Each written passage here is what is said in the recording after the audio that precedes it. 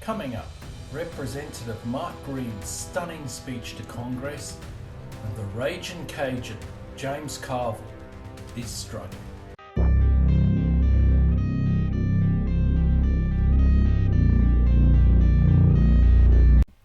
First up, Mark Green stuns Congress with his speech. I'm afraid I'm going to have to cut it in the middle as I do not want to breach copyright. $5.5 million for promoting LGBT acceptance in Uganda. That is not life-saving, and that's not combating Ebola. Gentleman from Tennessee, Mr. Green, is now recognized. Thank you, Chairman Mass, and I appreciate your leadership, and I look forward to working alongside you to bring needed reform to our diplomatic strategy. We certainly have a lot of work to do, and this hearing is just the beginning. Accountability is coming. Thank you also to our witnesses today. The corruption going on behind USAID's doors has been a wake-up call for all Americans. As chairman of the House Homeland Security Committee, I spent the last 2 years exposing the Biden administration's sabotage of our border and the policies that kept America safe. I saw firsthand their willful refusal to protect this country. Under the guise of foreign aid, USAID has been an unapologetic front for a far-left agenda. It has become self-evident there weren't a handful of foolish policies, but rather a coordinated strategy of radical, idiotic, and often anti-American priorities. Idiotic, you say? Millions to teach Moroccans how to make pottery? The Moroccans were making pottery before we were a country. This entire debate today and the crocodile tears from Democrats just goes to show what's wrong with this town. Not a single Democrat I've heard has expressed dismay at the many examples of crazy, wasteful spending. I don't understand the objection to a deep dive in how we spend our money, but perhaps it's the fact that over the last several weeks, a massive surge has occurred in the search for a criminal defense attorney. That probably says it all. 5 times in this city, any other city in the nation. I'd like to remind the committee that President Kennedy unilaterally created USAID through an executive order in 1961. Yet the President Trump, orders a momentary pause after winning a mandate for reform, and Democrats cry, constitutional crisis. USAID, as is known through a lot of things uncovered by DOGE, deeply corrupt and highly political. Something that Green says really strikes home to me. No Democrats have had anything to say whatsoever about the significant fraud, waste and abuse uncovered by DOGE. No, all that we've heard from them and their fellow travellers in the media has been about Musk and theoretically defending their privacy. The latter is nonsense in terms of the American people, as Green later elucidates.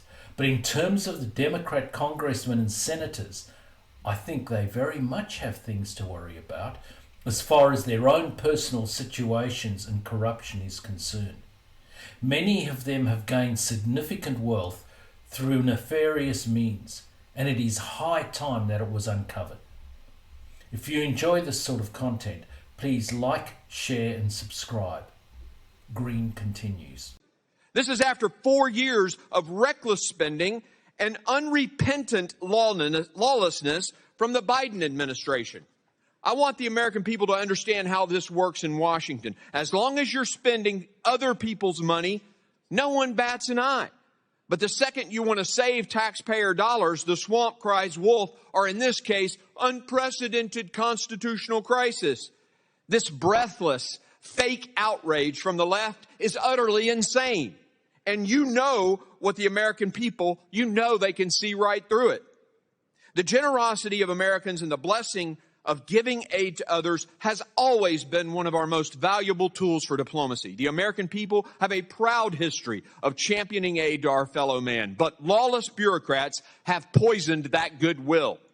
Many USAID programs are wasteful and actively sabotage our diplomatic relationships by forcing woke ideology on our partners.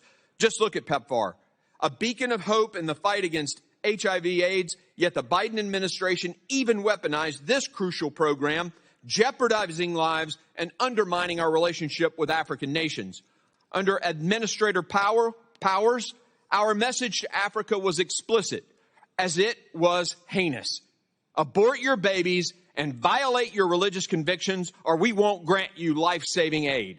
Let me be crystal clear to those who've been complicit in this betrayal. Firing those involved is just a start. We have a long way to go. And one last point. I want to correct the record on a couple of things. First, Elon Musk and the team that is working does not have access to personal data. They don't have access to your Social Security number. That is a lie. Elon Musk does have a security clearance. He has a top secret security clearance. By God, he makes the rockets for NASA. But the suggestion that he somehow can't be trusted to dig into how we're spending our money is nothing but a smokescreen to hide the corruption and the wasteful spending that has occurred there.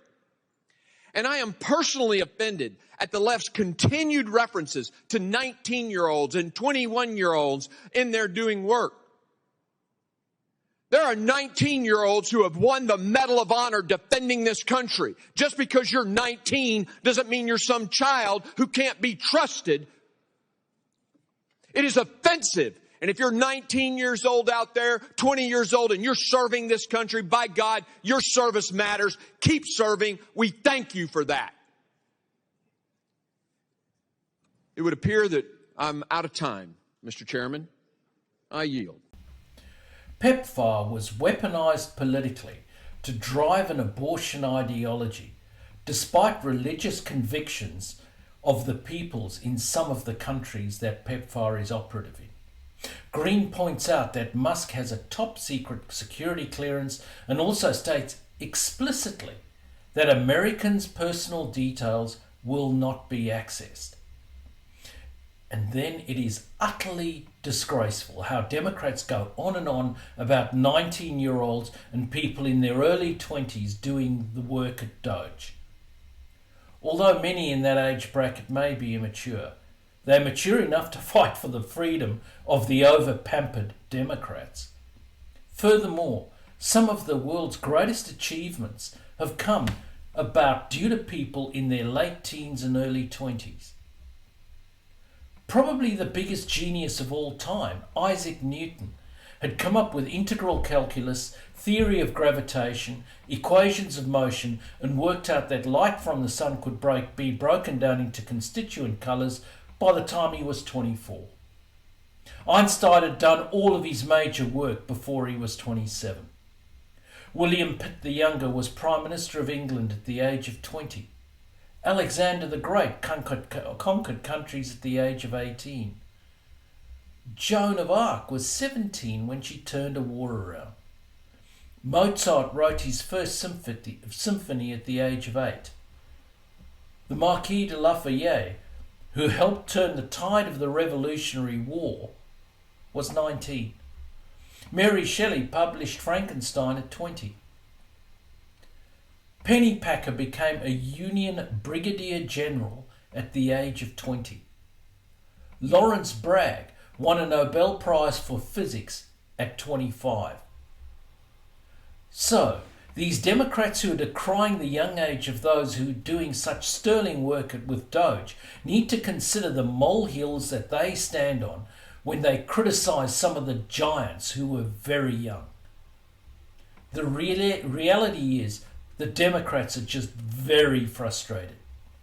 Listen to the raging Cajun, James Carville, who came up with the "It's the economy, stupid" for Clinton on the Democrat struggles. Bannon is right. We are flooded in chip, and we are searching for a way to deal with this. These are extraordinarily difficult times, and he just keeps moving with one stupid thing after another. I really can't add much to Carville's analysis, apart from disagreeing with his characterization of Trump's actions as stupid. What did you think of the points that Green made? Please let me know in the comments below, and thanks for watching.